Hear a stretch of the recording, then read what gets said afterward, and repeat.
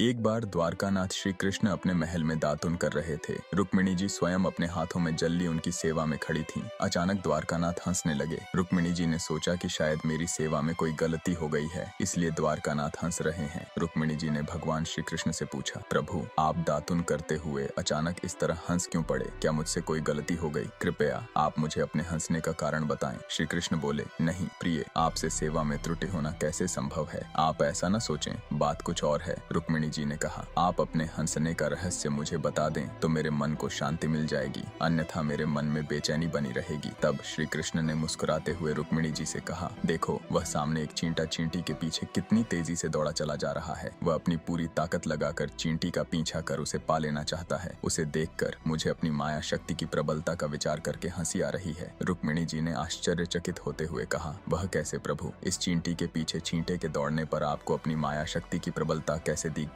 भगवान श्री कृष्ण ने कहा, मैं इस चींटे को 14 बार अलग अलग युग में इंद्र बना चुका हूँ। 14 बार देवराज के पद का भोग करने पर भी इसकी भोग लिप्सा समाप्त नहीं हुई है। यह देखकर मुझे हंसी आ गई। इंद्र की पदवी भी भोग योनि है। मनुष्य अपने उत्कृष्ट कर्मों से इंद्रत्व को प्राप्त कर सकता है। 100 अश्वमेध यज्ञ करने वाला व्यक्ति इंद्र पद प्राप्त कर लेता है, लेकिन जब उनके भोग पूरे हो जाते हैं तो उसे पुण्य पृथ्वी पर आकर जन्म ग्रहण करना पड़ता है। प्रत्येक जीव इंद्रियों का स्वामी है, परंतु जब जीव इंद्रियों का दास बन जाता है तो जीवन कलुषित हो जाता है और बार बार जन्म मरण के बंधन में पड़ता है। वासना ही पुनर्जन्म का कारण है। जिस मनुष्य की जहाँ वासना होती है उसी के अनुरूप ही अंत समय में चिंतन होता है, और उस चिंतन के अनुसार ही मनुष्य की गति ऊंच नीच योनियों में जन्म होता है। अतः वासना को ही नष्ट करना चाहिए। वासना पर विजय पाना ही सुखी होने का उपाय है। अग्नि में घी डालते जाइए, वह और भी धधकेगी। यही दशा काम की है। उसे बुझाना हो तो संयम रूपी शीतल जल डालना होगा। संसार का मोह छोड़ना बहुत कठिन है। वासनाएं बढ़ती हैं तो भोग बढ़ते हैं। इससे संसार कटु हो जाता है। वासनाएं जब तक क्षीण न हो तब तक मुक्ति नहीं मिलती है। पूर्व जन्म का शरीर तो चला गया, परंतु पूर्व जन्म का मन नहीं गया। समस्त कामनाओं, मान, बड़ाई, स्वाद, शौकीनी, सुख भोग, आलस्य आदि का परित्याग करके केवल भगवान की शरण लेने से ही मनुष्य ब्रह्म भाव को प्राप्त हो जाता है।